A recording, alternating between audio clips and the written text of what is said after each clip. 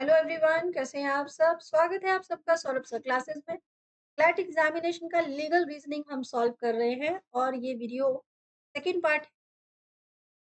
CLAT का 5 section होता है दोस्तों, तो पांचों सेक्शंस मैं आपके साथ यहाँ पर सॉल्व करके अपलोड कर रही हूँ।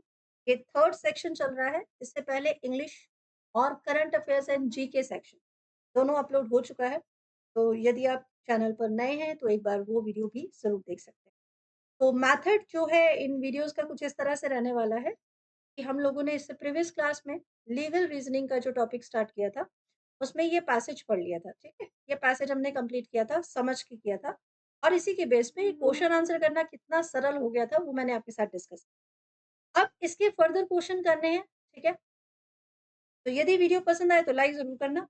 तो इससे पहले कि मैं वीडियो स्टार्ट करूँ, ये है चैनल का कुछ इंपॉर्टेंट इन्फॉर्मेशन। यदि आप जुड़ना चाहें तो टेलीग्राम चैनल ज्वाइन कर सकते हैं। अगर आपकी कोई क्वेरी है, क्रैश कोर्स लेना चाहें, वन ऑन वन सेशंस लेना चाहें, तो आप कनेक्ट कर सकते हैं इस नंबर पर। And this is our email ID. अगर आपका कुछ कोई भी आपको पूछना है किसी भी कोर्स के बारे में, किसी भी कोर्स के बारे में, कि भारत में होने वाले सारे एग्जामिनेशन पे हम लोग डिस्कस करते हैं। तो चलिए स्टार्ट करते हैं आज का क्लास। आज का ये इम्पोर्टेंट टॉपिक जो है, क्वेश्चन नंबर 55 से स्टार्ट है। The national crime records bureau NCRB in India is responsible for what? Conducting forensic investigation of records of criminals, maintaining a national database of fingerprints of criminals, compiling and analyzing crime data, maintaining a national database of enforcement of criminal। देखिए, तो जो important था वो मैंने आपको starting में ही यहाँ टिक कर दिया था। एनसीआरबी, ये देखिए यहाँ टिक है। ये देखिए एनसीआरबी। एनसीआरबी क्या करता है? Total number of instances crime against children. तो इनका काम क्या है? क्राइम जो है, जितने बच्चों के अगेंस्ट क्राइम होते हैं, यहाँ पर इस ब्यूरो में वो मेंशंस किए जाते हैं। ऑप्शन देख लेते हैं। ऑप्शन था conducting forensic investigation of records of criminal, या नेशनल डेटाबेस बनाना फिंगरप्रिंट्स ऑफ क्रिमिनल्स का, या फिर कंपाइलिंग करना एनालिसिस ऑफ क्राइम डेटा, या maintaining a national database of enforcement of criminal law. जैसा कि हम लोगों ने इसमें देखा कि जो रिपोर्ट्स मेंशन किया गया, जितने भी इम्पोर्टेंट एविडेंसेस मेंशन किए गए, उससे ये समझ में आ रहा है एनसीआरबी का जो काम है वो क्या है? वो है आपका मेनली कंपाइल करना, एनालाइज करना क्राइम डेटा को। ठीक है, जो जो क्राइम डेटा हो रहा है तो ऑप्शन सी हो जाएगा सही। ठीक है, नेक्स्ट क्वेश्चन है आपका 56th question. Which category had the highest number of cases under crimes against children according to NCRB report 2021?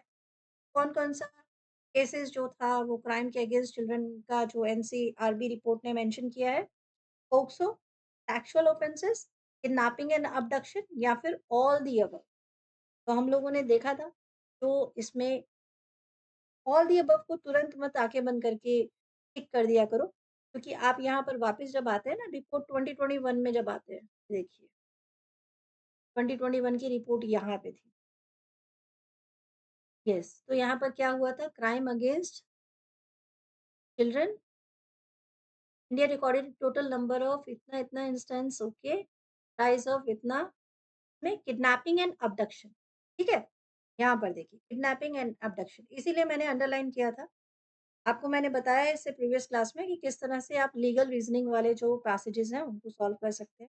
तो आंसर हो जाएगा option B, kidnapping and abduction. ठीक है, क्लियर हुआ है आपको? चलिए बढ़ते हैं अपने नेक्स्ट क्वेश्चन की तरफ। क्वेश्चन नंबर 57 है, which one of the following is the correct expansion of term POCSO? POCSO का फुल फॉर्म क्या है? Protection of children from sexual offences, prosecution of criminal of sexual offences, protection of children and woman from sexual offences, या none of the above. ये भी already आपके passage में ही mention है। जब आप पैसेज पढ़ते हैं तो उसमें क्लियर लिखा हुआ है कि पोक्सो का फुल फॉर्म क्या है। यस, बिल्कुल, protection of children from sexual offences. ठीक है, तो आपका protection of children from sexual offences यानी कि ए ठीक हो, सॉरी ए नहीं, फ्रॉम नहीं, of.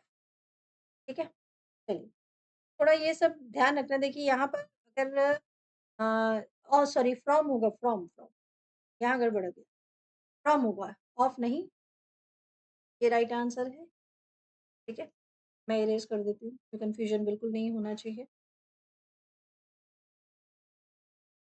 Protection of children from sexual, very important. Next question है question number 58 and I think this is the yes, this is the last question of this passage. What risk do children face when exposed to the criminal justice system as per the passage? Okay, ये भी हम लोगों ने paragraph last finish करते-करते हम लोगों ने इसमें स्टडी किया था कि किस तरह के रिस्क होते हैं जब बच्चे इस तरह के क्रिमिनल जस्टिस सिस्टम में एक्सपोज़ होते हैं या फँस जाते हैं इस तरह के प्रॉब्लम्स में। तो limited access to vocational training बिल्कुल ऐसा था। Exposed to risk of physical abuse बिल्कुल, mental health and challenge and behaviour disorder and all of the above. Obviously अगर ये तीनों सही है तो आपका ऑल ऑफ द अबव जो है वो सही हो जाएगा।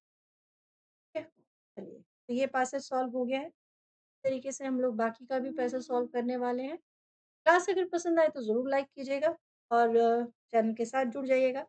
इसी तरह से आपके इम्पोर्टेंट पेपर भी सॉल्व होते रहेंगे। मैं मिलूंगी आपसे नेक्स्ट इम्पोर्टेंट वीडियो में। ठीक है, चलिए।